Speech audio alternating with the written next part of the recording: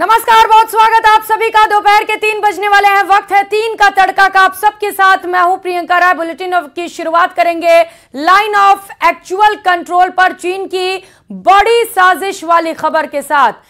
चीन की बड़ी साजिश का पर्दाफाश हुआ है। खबर है कि चीन की सेना पीपुल्स लिबरेशन आर्मी ने तिब्बत में विकास के नाम पर ऐसे गांव बसाना शुरू कर दिए हैं जिनका इस्तेमाल चीन ह्यूमन शील्ड के तौर पर करना चाहता है। यानी तिब्बत में डेवलपमेंट की आड़ में चीन लोगों को बलि का बकरा बनाना चाहता है। यह रिपोर्ट देखिए।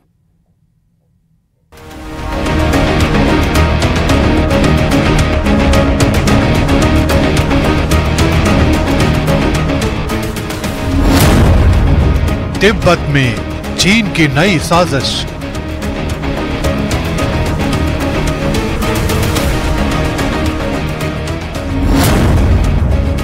LAC पर PLA के नए बंकर तैयार।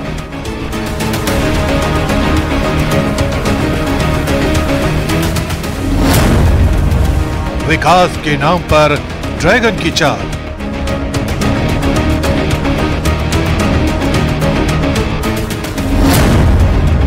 तिब्बत को बनाया रक्षा की ढाल।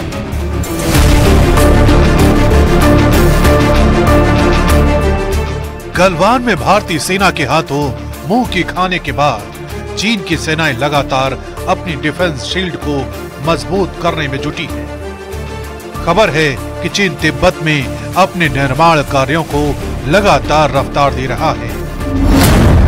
High speed highway, high speed railway, नए नए बांध और न जाने क्या क्या तैयार करने में जुटा है। माना जा रहा है कि तिब्बत में विकास कार्यों के नाम पर चीन उन्हें बलि का बकरा बनाना चाहता है। चीन LAC पर ऐसे गांव तैयार कर रहा है जहां पर न सिर्फ लोगों को ह्यूमन शील्ड के तौर पर इस्तेमाल किया जा सके, बल्कि जंग के दौरान उन गांवों में अपनी सेना को टिका सके। चीन इसे बॉर्डर डिफेंस विलेज कहता है, यानी कि वो बॉर्डर पर गांवों को अपने डिफेंस के लिए तैयार कर रहा है। सूत्रों के मुताबिक भारत के ईस्टर्न सेक्टर में LAC के करीब बने चीनी घरों में अब लोग दिखाई देने लगे हैं। यानी कि चीन ने तिब्बत इलाके में दूर दूर रहने वाले घरों के लोगों को इकट्ठा करने के प्लान को अमली जामा पहनाना शुरू कर दिया है। लेकिन अब भी ज्यादातर घर खाली पड़े हैं।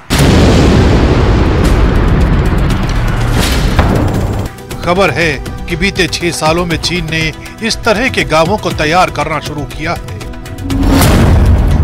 सूत्रों की माने तो करीब 630 से ज्यादा इस तरह के गांव हैं जो चीन LAC के पास तैयार कर चुका है, जिनमें से 500 गांव ऐसे हैं जो पूरी तरह से तैयार हो चुके हैं। चीन ने दिसंबर 2021 में लैंड बॉर्डर कानून पास किया है, जो कि 1 जनवरी 2022 से लागू हो चुका है, जिसके मुताबिक बॉर्डर वाले इलाकों में नागरिकों को बसाने की तैयारी थी। और अब इसी कानून को चीन ने जमीन पर उतारना शुरू कर दिया है। सेना के वरिष्ठ अधिकारियों ने भी इस बात की तस्दीक की थी कि चीन के बॉर्डर विलेज का किस तरह सिविल और मिलिट्री दोनों तरह से इस्तेमाल किया जा सकता है। दावा तो ये भी किया जा रहा है कि चीन की सेना यानी पीपुल्स लिबरेशन आर्मी ने LAC के करीब बड़े पैमाने पर सर्वेलेंस टावर, रोड, ब्रिज और हेलीपैड का निर्माण शुरू किया है। इसके अलावा उसने कुछ इस तरह के डिफेंस यानी बंकर बनाना शुरू किए हैं जो अंग्रेजी के D अक्षर की तरह दिखाई देते हैं। खुफिया रिपोर्ट के मुताबिक सिक्किम के नाथुला में LAC से कुछ किलोमीटर दूर ऐसे ही सीमेंट के पक्के ढांचे तैयार किए गए हैं, जो कि देखने में ऐसे लगते हैं कि वो सैनिकों के मोर्चा संभालने की जगह है। खास बात तो ये है कि सभी मोर्चे सड़क से सीधे तौर पर जुड़े हैं, यानी अगर चीन के सैनिकों को कभी पोजीशन लेना पड़े तो वो बड़ी तेजी से सड़क के रास्ते वहां पहुंच सकते हैं और आसानी से मोर्चा संभाल सकते हैं। इसके अलावा चीन ने बड़ी संख्या में अंडरग्राउंड स्टोरेज और एम्यूनेशन डंप भी तैयार कर डाले हैं।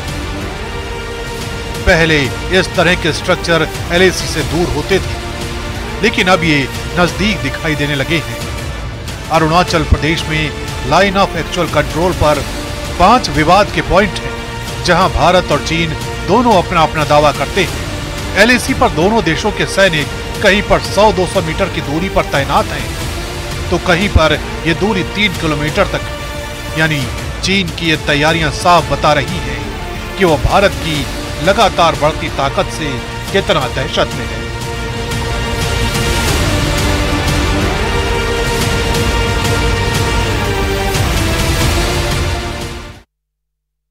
राजसमंद से इस बीच बड़ी खबर मिल रही है। नाबालिग छात्रा से छेड़खानी मामले में बड़ा एक्शन लिया गया। न्यूज 18 राजस्थान की खबर का बड़ा असर हुआ है। खबर दिखाने के बाद शिक्षा विभाग ने कार्रवाई की। आरोपी शिक्षक योगेश अमाना को निलंबित किया गया है। पीड़ित छात्रा को अश्लील मैसेज भी भेजे गए थे आरोपी की ओर से। पीड़ित छात्रा ने पॉक्सो एक्ट में शिकायत दर्ज कराई थी। ग्रामीणों के प्रदर्शन के बाद आरोपी टीचर को डिटेन किया गया है। तो शिक्षा के मंदिर को शर्मसार किया गया, जहां पर टीचर को, गुरु को भगवान का दर्जा दिया जाता है या उससे भी ऊपर का दर्जा। उस गुरु ने नाबालिग छात्रा के साथ छेड़खानी की, अश्लील मैसेज भी भेजे गए। पिछले कई महीनों से ये आरोपी छात्रा को परेशान करता था। सहयोगी अलकेश हमारे साथ जुड़ चुके। अलकेश, आखिरकार बड़ी कार्रवाई हुई न्यूज 18 की खबर के बाद। जी हाँ, ये बहुत बड़ी कार्रवाई है और न्यूज 18 राजस्थान की खबर का बड़ा असर हुआ है।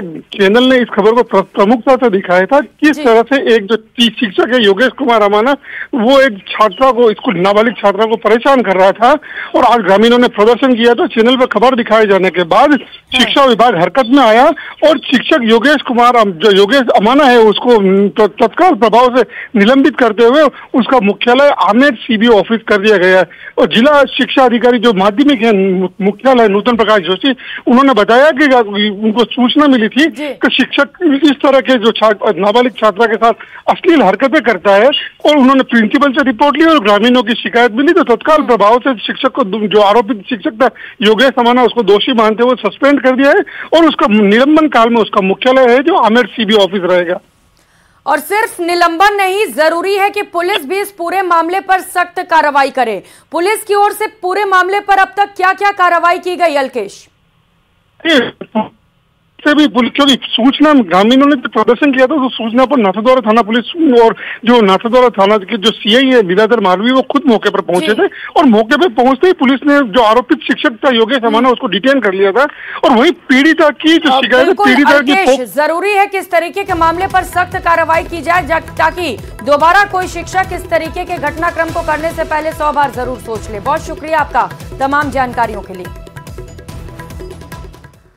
बड़ी खबर अलवर से है, जहां खैरथल के चौपानकी थाना क्षेत्र में अलकायदा से जुड़े कनेक्शन का मामला सामने आया। इसे लेकर दिल्ली पुलिस की स्पेशल सेल ने आतंकियों के ठिकानों पर छापेमार कार्रवाई की, जहां से पुलिस ने 6 संदिग्धों को हिरासत में लेकर पूछताछ की है। वहीं चौपानकी क्षेत्र में जंगल में सुबह से ही दिल्ली पुलिस की स्पेशल सेल की ओर से छापेमार कार्रवाई की जा रही है। आरोपियों के रांची के डॉक्टर इश्तियाक से तार जुड़ने की भी बात सामने आ रही है।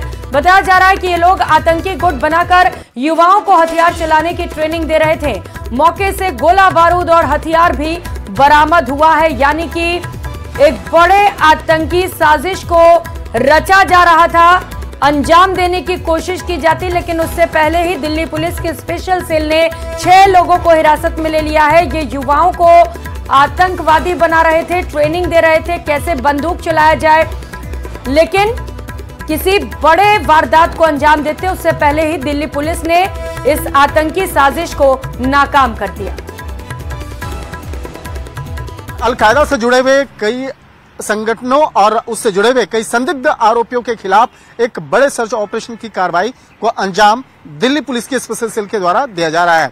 अगर सर्च ऑपरेशन की बात करें और राज्यों की बात करें तो विशेष तौर पर झारखंड, उत्तर प्रदेश, राजस्थान में इस सर्च ऑपरेशन की कार्रवाई को अंजाम दिया जा रहा है। और अगर झारखंड की बात करें तो झारखंड के रांची में ही 15 लोकेशन पर दिल्ली पुलिस की स्पेशल सेल सर्च ऑपरेशन की कार्रवाई को अंजाम दे रही है। इसके साथ ही उत्तर प्रदेश के अलीगढ़ में भी इस वक्त में सर्च ऑपरेशन की कार्रवाई को अंजाम दिया जा रहा है। और राजस्थान की बात करें तो राजस्थान के भिवाड़ी से 6 लोगों को हिरासत में लिया गया है। और स्पेशल सेल के सूत्रों की अगर माने तो इस मामले पे ये भी जानकारी मिली है कि आतंकियों को एक विशेष ट्रेनिंग जो है वहां पे दिया जा रहा था और खास एक आतंकी मूवमेंट के लिए, विशेष ऑपरेशंस के लिए राजस्थान के भिवाड़ी इलाके में वहां पे ट्रेनिंग दी जा रही थी। वहां पर कई लोगों को ट्रेनिंग दिया गया, लेकिन किस तरह की ट्रेनिंग थी, किस तरह से वहां पे अवैध तौर पर हथियारों को इकट्ठा किया गया और उसके बाद उसकी वहां पे ट्रेनिंग करवाई गई और उसके मंसूबे क्या थे, तो इन तमाम मामलों पर विस्तार से तफ्तीश की जाएगी और जो 6 आरोपी हैं जिनको हिरासत में लिया गया है उससे इस मामले में पूछताछ की जाएगी। अगर झारखंड की बात करें तो झारखंड के रांची से डॉक्टर इस्तियाक नाम के एक आरोपी का नाम जो है वो सामने आया है और उससे जुड़ा हुआ नया कुछ इनपुट्स निकल के सामने आया है कि झारखंड में किस तरह से ये पूरा नेटवर्क बनाया जा रहा था। खासतौर पर अलकायदा से जुड़े हुए जो कुछ अन्य आतंकी संगठन हैं तो उसको वहां पर कैसे क्रिएट किया जा रहा था और कौन कौन से वो लोग हैं जो इसके स्लीपर सेल में जुड़े हुए थे। तो इन तमाम मामलों पर विस्तार से पड़ताल की जा रही है। तो कहा जा सकता है कि इस मामले में चाहे झारखंड की बात करें, राजस्थान की बात करें या उत्तर प्रदेश की बात करें, उत्तर प्रदेश के जो अलीगढ़ इलाका है और खासतौर पे अलीगढ़ मुस्लिम यूनिवर्सिटी के आसपास में कुछ ऐसे संदिग्ध इलाके और कुछ संदिग्ध लोगों के बारे में जानकारी मिली जिसको अब जांच एजेंसी के द्वारा भी आगे खंगाला जा रहा है। तो एक तरह से कह सकते हैं यह ऑपरेशन जरूर दिल्ली पुलिस के स्पेशल सेल के साथ में जिस तरह से केंद्रीय खुफिया एजेंसी की जो टीम है उस एक ज्वाइंट तौर पर अंजाम दिया गया है, लेकिन इस मामले में यह भी जानकारी मिल रही है कि आने वाले दिनों में इस मामले पर दिल्ली पुलिस के स्पेशल सेल के द्वारा कुछ बड़े खुलासे किए जा सकते हैं। वीडियो जर्नलिस्ट सोनू मंडल के साथ शंकर आनंद। और खबरों में आगे बढ़ते हुए बात पाकिस्तान की, जहां के पूर्व प्रधानमंत्री इमरान खान की मुश्किलें अब और ज्यादा बढ़ सकती हैं। खबर है कि अदिलाया जेल कांड के बाद अब कभी भी इमरान खान को सैन्य हिरासत में लेकर मिलिट्री जेल भेजा जा सकता है और उन पर आगे मुकदमे मिलिट्री कोर्ट में ही चलाए जा सकते हैं। दावा किया जा रहा है कि पाकिस्तानी सेना के जनरल असीम मुनीर इमरान से बदला लेने के लिए मिलिट्री जेल वाला चक्रव्यूह बना रहे हैं। ये रिपोर्ट देखिए।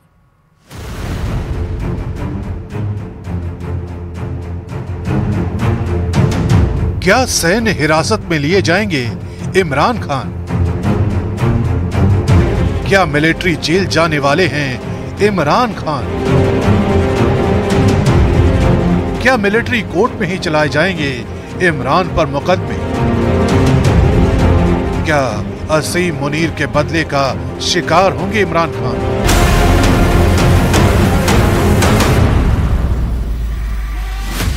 पाकिस्तान की सत्ता के पूर्व सुल्तान इमरान खान को लेकर उठे ये सवाल अब कभी भी उनकी तकदीर बन सकते हैं और अगर ऐसा हुआ तो पाकिस्तान की सियासत में एक नया भूचाल आना तय है। दावा किया जा रहा है कि पाकिस्तानी सेना के जनरल असीम मुनीर रावलपिंडी की अदियाला जेल में बंद इमरान खान से बदला लेने के लिए बड़े एक्शन की तैयारी कर रहे हैं। खुफिया सूत्रों के हवाले से खबर है कि असीम मुनीर को इस बात की आशंका है कि अदियाला जेल में बंद इमरान खान किसी बड़ी साजिश को अंजाम दे सकते हैं। उन्हें डर है कि ये साजिश वर्तमान पाकिस्तानी सरकार की तख्ता पलट की साजिश हो सकती है, पाकिस्तान अराजकता फैलाने की साजिश हो सकती है। यही कारण है कि असीम मुनीर किसी बड़ी अनहोनी होने के पहले इमरान खान को सैन्य हिरासत में लेकर मिलिट्री वाले चक्रव्यूह में फंसाना चाहते हैं। और अब ये समझते हैं कि आखिर इमरान के खिलाफ इस नए चक्रव्यूह की कहानी क्या है। दरअसल इमरान की ही तरह उनके चहेते पूर्व आईएसआई प्रमुख फैज हमीद को भी गिरफ्तार किया जा चुका है। जानकारी के मुताबिक इमरान खान और फैज हमीद को देश विरोधी साजिश में सैन्य हिरासत में लिए जाने की तैयारी है। इमरान पर आरोप है कि अदियाला जेल में इमरान खान अपनी सुविधाओं का दुरुपयोग कर रहे हैं। वो जेल के भीतर बैठकर देश के खिलाफ षड्यंत्र को अंजाम दे रहे हैं। इमरान के खिलाफ इस सिलसिले में जेल कर्मियों के बयान भी लिए जा सकते हैं। पाकिस्तान सरकार और सेना इमरान से इसलिए भी नाराज है क्योंकि बीते दिनों जेल में बैठकर अपने वकीलों के जरिए इमरान एक विदेशी अखबार को इंटरव्यू भी दे चुके हैं। इस इंटरव्यू में इमरान खान ने पाकिस्तानी प्रशासन की जमकर धज्जियां उड़ाई थी। यही वजह है कि इमरान खान से बदला लेने की पूरी प्लानिंग तैयार की गई है।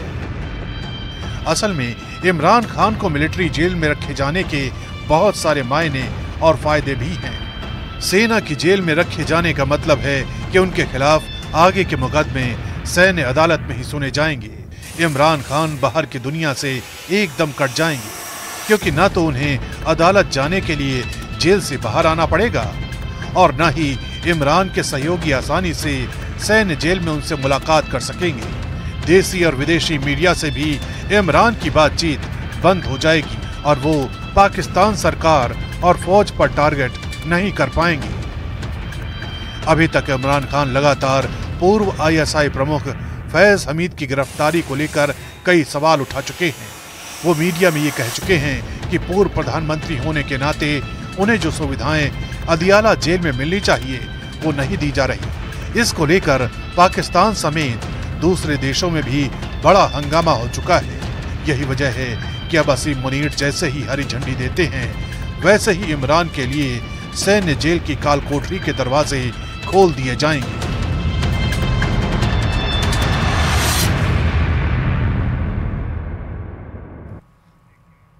इधर कोलकाता के आरजीकर अस्पताल में हुए रेप मर्डर केस में कॉलेज के पूर्व प्रिंसिपल संदीप घोष की भूमिका पर लगातार सवाल उठ रहे हैं। इसी बीच आरजीकर मेडिकल कॉलेज के पूर्व सुपरिटेंडेंट अख्तर अली ने संदीप घोष पर कई गंभीर आरोप लगाए।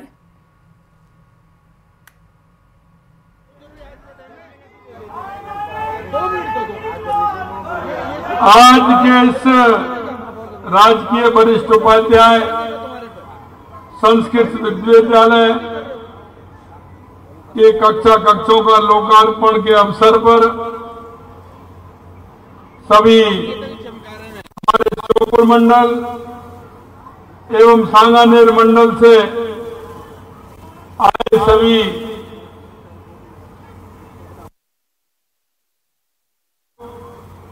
मंच पर विराजमान हमारे शिक्षा मंत्री सम्मानीय मदन दिलावर जी, जो शिक्षा के क्षेत्र में नवाचार कर रहे हैं और हमेशा उनकी चिंता रहती है कि राजस्थान शिक्षा के क्षेत्र में किस तरह से आगे बढ़े। मंच पर विराजमान हमारी महापौर डॉक्टर सौम्या गुर्जर जी, तो हमेशा हर क्षेत्र में हमारे ग्रेटर जयपुर में विकास हर वार्ड में कराने का काम करती हैं। हमारे प्रदेश के उपाध्यक्ष भाई मुकेश आदि जी, इस विद्या सेवा संस्थान की दानदाता श्रीमती दिव्या सोकिया जी, हमारे मंडल के अध्यक्ष जगदीश चंद्रावत जी,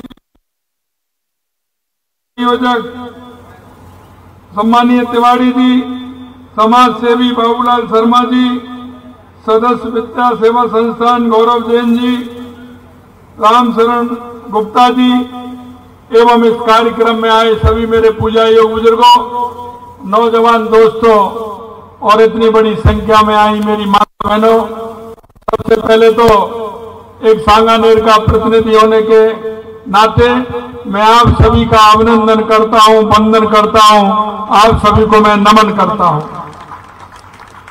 मुझे पता है कि आप लोगों का जो प्यार है, दुलार है, आपका भाव है, मैं अच्छी तरह से जानता हूं कि सांगानेर का हर व्यक्ति के मन में जिस भाव से वो काम करता है, क्योंकि जिम्मेदारी बढ़ जाती है और जिम्मेदारी जब ज्यादा बढ़ती है कि जब सांगानेर विधानसभा का प्रतिनिधि पूरे राजस्थान का प्रतिनिधित्व करता है तो आप सब मेरे भाई उसमें सम्मिलित होते हैं और आप सभी भाई और बहन मिलकर के इस राजस्थान के जो हम सबने जो सपने देखे हैं उनको पूरा करने का काम करेंगे। आज मैं धन्यवाद देना चाहता हूं उन भामाशाहों को जिन्होंने इस विद्यालय को बनवाया है और जिनका आज लोकार्पण हुआ है। मेरे लिए अत्यंत खुशी की बात है कि मैं विधानसभा क्षेत्र में आपके बीच में जब भी मैं कभी आता हूं निश्चित रूप से मुझे परिवार का अनुभव होता है, और जब मैं समय निकाल करके आपके बीच में आता हूं तो आपका स्नेह और प्यार जितना मुझे मिलता है मैं उसको शब्दों में नहीं कह सकता। रहा सांगानेर का विकास का विषय, जयपुर हमारे राज्य के समग्र विकास के लिए निश्चित रूप से आपने देखा होगा राजस्थान की हर विधानसभा के अंदर हमने जो आवश्यकता थी, हमने जो चुनाव से पहले जो संकल्प पत्र हमने जनता के बीच में रखा था, और मैं आपसे कह सकता हूं कि सांगानेर का एक प्रतिनिधि होने के नाते राजस्थान की 200 विधानसभा है। मैंने 200 विधानसभाओं में से एक भी विधानसभा ऐसी नहीं है जिसमें मैंने किसी में बजट नहीं दिया हो। 200 की 200 विधानसभाओं में पूरा बजट देने का काम किया है, क्योंकि हम कहते हैं और हम इस पर विश्वास भी करते हैं कि हम राजस्थान की 8 करोड़ जनता का प्रतिनिधित्व कर रहे हैं।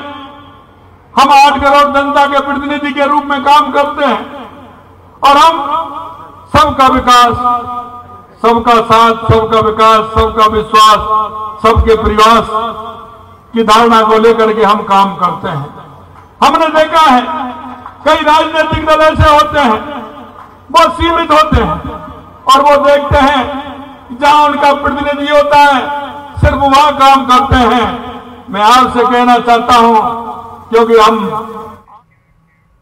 तो जयपुर के सांगानेर में मुख्यमंत्री भजनलाल शर्मा विद्यालय में पहुंचे, जहां पर उन्होंने संबोधन करते हुए सबका साथ और सबका विकास की बात कही। इस बुलेटिन में फिलहाल इतना ही, आगे देखिए स्पेशल रिपोर्ट। नमस्कार।